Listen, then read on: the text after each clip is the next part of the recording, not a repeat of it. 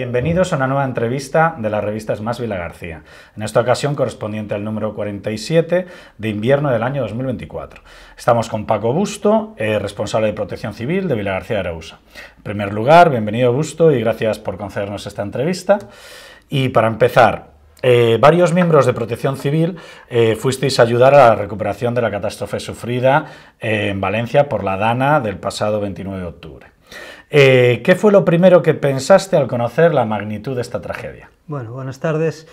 Lo primero que pensamos, bueno, pues es un poco lo que estábamos viendo en prensa, lo que nos llegaba pues por redes sociales y demás. Y bueno, fue un poco la primera composición del lugar que nos hicimos de lo que allí podía estar sucediendo. Y bueno, ya despertó un poco la inquietud de podemos hacer algo, no podemos hacer nada, podemos ir a echar una mano, ¿no?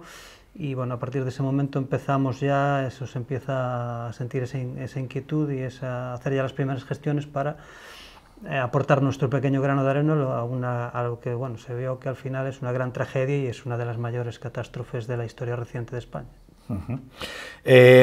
¿Cómo se tomó esa decisión de que Protección Civil de Vila García viajara para colaborar en estas tareas? Pues esa decisión partió un poco de... Bueno, yo concretamente esa semana estaba de vacaciones, pero bueno, unos compañeros y tal, pues a la vista de lo que estaba sucediendo me dijeron, oye, ¿podemos ir, no podemos ir? Nos gustaría ir a colaborar y demás. Bueno, pues a partir de ahí se empieza a mover todo el tema. Empezó a hablar primeramente aquí a nivel de Xunta y demás y se iba a movilizar algún tipo de recurso para ir hacia allá. En un primer momento se nos dice que no se va a movilizar nada, entonces bueno, ya a nivel nacional nos van llegando información y nos va llegando incluso comunicados en el cual se solicita ayuda para ir a colaborar allí, para ir a echar una mano. Entonces en ese momento pues nos ponemos en contacto con las autoridades de allí que estaban trabajando a pie de emergencia y nos dicen que efectivamente que sí que hace falta personal, que hacen falta medios. Y bueno, pues coordinándonos con ellos, pues allá vamos. ¿Qué entrenamiento previo tienen los efectivos de Protección Civil para afrontar emergencias como la que os encontrasteis en Valencia? Bueno, para afrontar una emergencia de tal calibre es difícil tener un entrenamiento, porque bueno, pues es una gran emergencia, incluso en este caso, por desgracia, con múltiples víctimas, muchos fallecidos. Pero bueno, sí que nos entrenamos diariamente, formándonos continuamente. A ver, esto al final es una profesión, ¿no? Porque algunos de los que fuimos allí pues somos profesionales, cobramos por el trabajo de dedicarnos a las emergencias y otra parte de los que íbamos en el contingente, concretamente 3 éramos profesionales y 3 eran voluntarios. Pero igualmente en cualquiera de las dos posiciones son personas que se están formando continuamente y es multidisciplinar la protección civil porque pues tienes desde una inundación hasta un incendio forestal, un incendio urbano, un rescate en un barranco, en altura, pues al final tienes que estar formándote continuamente para la mayoría de situaciones con las que te puedas encontrar. Y bueno, esto es una más. De hecho, en este caso concreto hay un curso en la GAS que compañeros nuestros este año lo han hecho, nosotros ya lo hemos hecho con anterioridad, que es un curso de rescate en ríos y riadas. Y bueno, pues concretamente pues aquí tenemos un caso en el que ese curso es efectivo, aunque en el momento que nosotros llegamos a la emergencia, ya rescates como tal de personas arrastradas por la corriente ya no eran necesarios, sino el cometido pues era otro. ¿Cómo fue la preparación del viaje hasta Valencia y qué expectativas teníais al llegar al lugar de la emergencia? La preparación del viaje fue un poco express. De hecho, el día 1, que fue cuando salimos, partimos el día 1 aproximadamente a las 10 de la noche, esto era un viernes, esto había sido el 29, la riada. Pues fue un poco express porque lo que sí nos dijeron en un primer momento cuando preparamos el viaje, cuando nos pusimos en contacto con las autoridades locales, es que la única condición que teníamos que tener era que fuésemos completamente autónomos, es decir, que llevásemos comida, el único que nos proporcionaban era un espacio físico, un pabellón para poder meternos allí y dormir, pero que había que llevar pues colchones, sacos, todo, y la comida lo mismo, y ser totalmente autosuficientes, combustible ya para todo el material, todos los equipos que llevásemos y demás. Entonces, ese día 1, que además era festivo, pues buscando víveres, buscando pues los camping gas, preparando todo, combustible, poniendo la maquinaria, tal, cargándola en los remolques y tal. Fue un poco así una preparación express para todo esto. Empezamos en torno a las 11 de la mañana y a las 10 de la noche estábamos ya saliendo, 10 y 10 estábamos saliendo ya para para Valencia, los 2 vehículos con los remolques y todo el material preparado. Entonces el viaje lo hicisteis por la noche. Efectivamente, el viaje viajamos toda la noche, hicimos alguna parada, fuimos cambiando de conductores y llegamos allí por la mañana. O sea, a las 9 de la mañana estábamos allí preparados ya para empezar a trabajar, como así fue. Llegamos y el inicio fue inminente. ¿Y cuáles fueron esas primeras impresiones del equipo al enfrentarse a estas imágenes, supongo, devastadoras? A ver, ya la primera impresión nos viene dada cuando, pues aproximadamente 75 kilómetros antes de llegar a nuestro destino, que íbamos a la zona de Alfafar y a la zona de Paiporta, ya en la autovía se desviaban todos los vehículos, excepto vehículos de emergencia o vehículos que fuesen a proporcionar materiales, maquinario, además, a la propia emergencia. Entonces ahí ya te encuentras, pues imagínate a las 7 de la mañana, 8 de la mañana, aproximadamente, en una autovía en la que no circula ningún vehículo, solamente nosotros y algún que otro, en ese momento pocos vehículos de emergencia y algún camión que llevaba alguna máquina y demás. Ya cuando te vas acercando más al punto cero de la emergencia, de la catástrofe, lo que nos encontramos ya son vehículos, pues eso, como en un escenario de guerra, ¿no? Vehículos a ambos lados de la autovía, toda la autovía llena de lodo, había sido liberada ya lo que eran los carriles de circulación. En algún caso, vías de 2 carriles de circulación, solamente estaba uno habilitado, pero bueno, esto ya es un poco lo que nos hacía un poco ver con lo que nos íbamos a encontrar. Y ya luego, ya el momento que entramos en Paiporta, que aquello ya era la guerra totalmente, o sea, coches apilados, todo destrozado, las calles llenas de lodo, los túneles con coches encajonados dentro. Bueno, pues un poco lo que se veía en las imágenes, pero quiero decir que las imágenes que se veían en prensa y en redes se quedan cortas con lo que realmente vives allí in situ. ¿Qué tipo de tarea realizasteis durante esos días y cuáles fueron los mayores desafíos a los que os enfrentasteis? A ver, en realidad allí la tarea primordial cuando nosotros llegamos era el achicar bajos, porque, bueno, pues debido a las manifestaciones de vecinos y demás, podía ser que hubiese víctimas en esos garajes subterráneos, en los que habían vehículos, e incluso habían entrado vehículos que habían sido arrastrados por la riada, o sea, vehículos que no pertenecían a esos garajes que habían accedido a ellos, pues, arrastrados por la fuerza del agua. Y bueno, pues nuestra misión ahí pues consistía en vaciar esos garajes, comprobar que no hubiese víctimas. En muchos casos los ascensores estaban sumergidos en esos sótanos, comprobar que en los ascensores no hubiese nada. Y bueno, al tiempo que estábamos esperando a que las bombas trabajasen, porque evidentemente las bombas una vez que las pones en marcha, pues simplemente necesitan control de combustible y demás, y de que estén achicando bien, pues dedicándonos a labores de colaboración y ayuda. Hay que pensar que en ese primer momento, cuando nosotros llegamos allí, el día 2 por la mañana, éramos muy pocos los medios de fuera que estuviésemos ahí interviniendo. Estaban, pues eso, bomberos de allí, de la zona de Valencia, la UME y poco más, éramos muy pocos. Entonces la gente venía pues a pedirte, mira, es que en nuestro garaje creo que hay tal. Bueno, y en lo que podías ibas colaborando, a algún bajo pues a abrirle la reja porque no podían acceder, en otros retirarla, en otros ayudarle a abrir una puerta, bueno, pues un poco colaborando en todo lo que podíamos.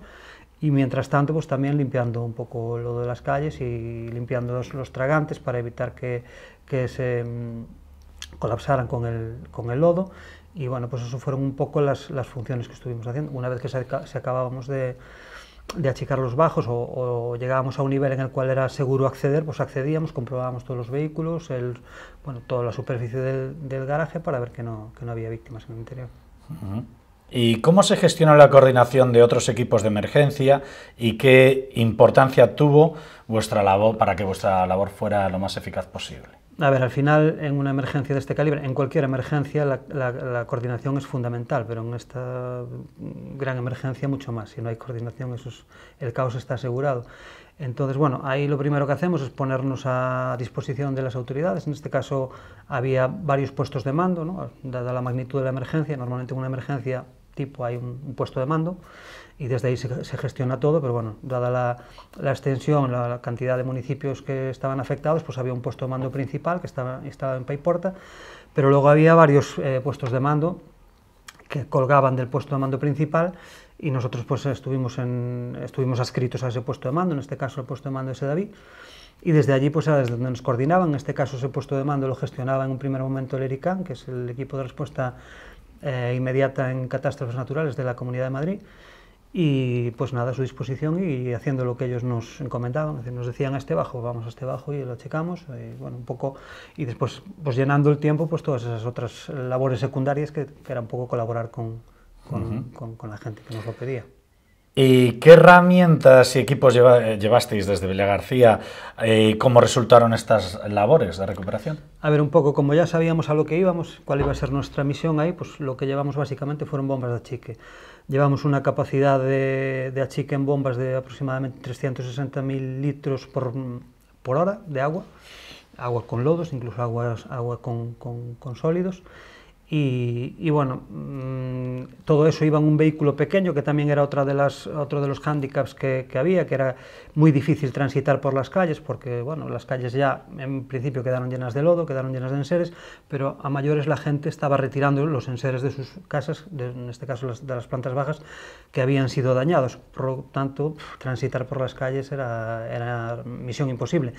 Y lo que sí había eran camiones de bomberos, camiones grandes, pero no podían transitar por esas calles. Entonces nosotros, como íbamos con 2 vehículos ligeros, incluso llevábamos un quad que podía remolcar con capacidad para remolcar uno de los remolques que llevábamos, que era donde llevábamos las bombas, eso nos permitía callejear y meternos por zonas en las que otros vehículos no podían acceder. Y entonces, pues un poco a nosotros nos asignaban esas zonas de difícil acceso, esos garajes en los que otros vehículos mayores no podían acceder. Materiales que llevamos, aparte de las bombas de agua, pues lo que llevamos fueron equipos de escarcelación, pues eso, había que abrir alguna reja, reventar algún portal y demás. Y bueno, después un poco de material vario, un equipo de alta presión para la limpieza, con agua, bueno, pues todo un poco un equipo de apertura de puertas. Bueno, el material tipo para este tipo de actuaciones que tuvimos que hacer, abrir ascensores, ponerlos en planta y demás, todo este tipo de cosas.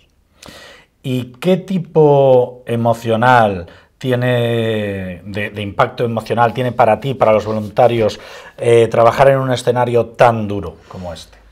A ver, hay que decir que por suerte nosotros no localizamos ninguna víctima, que al final en este tipo de situaciones es lo que te resulta más desagradable. Y bueno, al final, como digo, estamos acostumbrados en mayor o menor medida a este tipo de situaciones en la que vives la desgracia de otras personas, y más que nada ahí es el impacto de lo que te manifiestan, los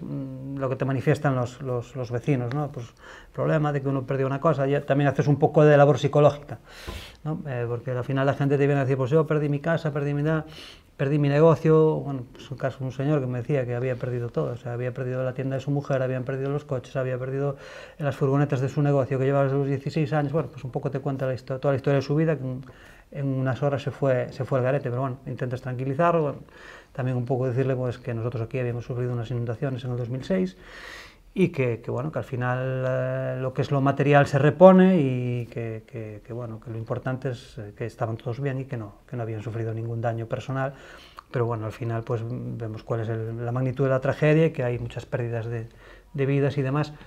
Entonces bueno, pues el impacto emocional para nosotros ahí no es muy grande, porque bueno, al final eso, no nos tocó ninguna víctima. ¿Qué reflexión podrías realizar tras haber participado en esta emergencia?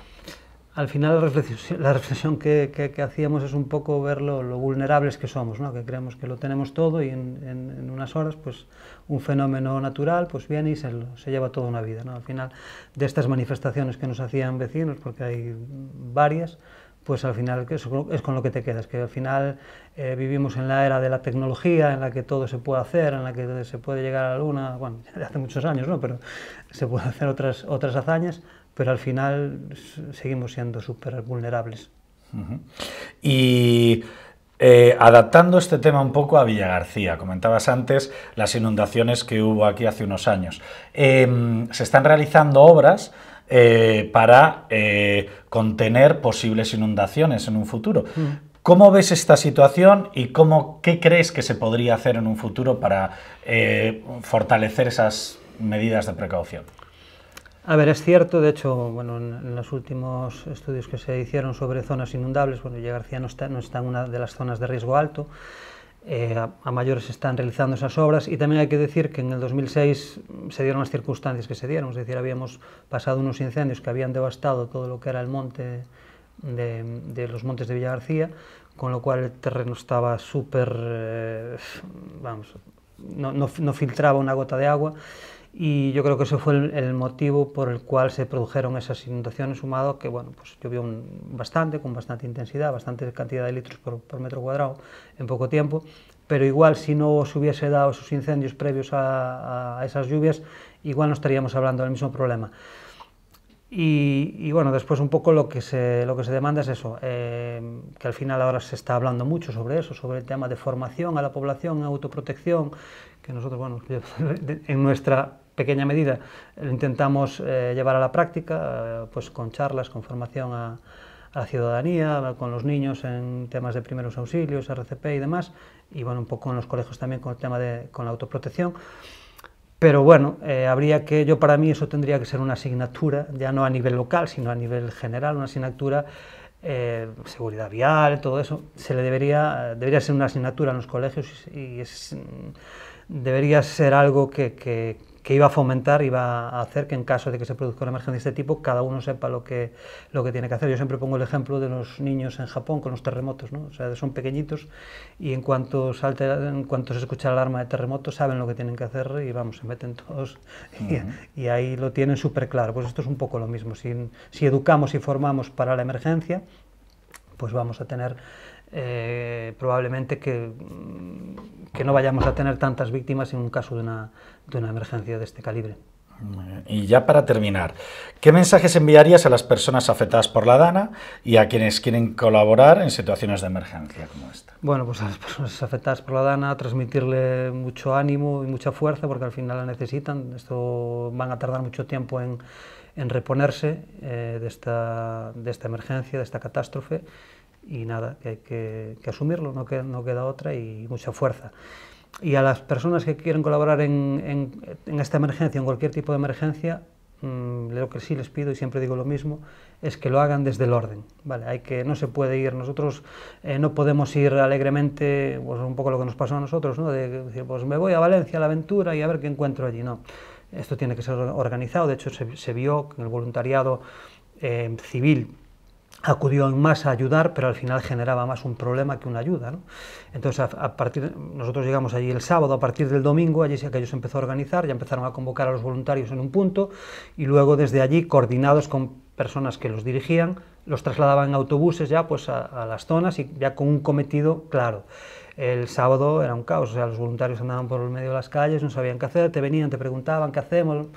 Claro, mira, nosotros no somos quienes tenemos que organizar esto, ¿no? Bueno, a partir de ahí ya la cosa se empezó a organizar. Entonces lo que pido es que cuando suceda una emergencia, colaborar sí, pero organizadamente. Hay que dirigirse a las autoridades que tienen la gestión de la emergencia, que tienen la responsabilidad de gestionar la emergencia, y que sean ellos los que nos digan a dónde podemos ir, qué es lo que material incluso que debemos llevar y cómo tenemos que ir. No ir alegremente, como digo yo, que luego se dice, no, voy a hacer turismo de emergencia, ¿no? Voy allí, me planto en una calle y al final no tengo nada que hacer, no voy a aportar nada. Entonces, para ayudar hay que hacerlo ordenadamente y organizadamente. Muy bien, Busto, pues muchísimas gracias y muchas gracias por tu servicio. Nada, gracias a vosotros por esta oportunidad. Gracias. Y a todos vosotros, gracias por vernos en una nueva entrevista y nos vemos para el siguiente número de la revista Es Más Vila García.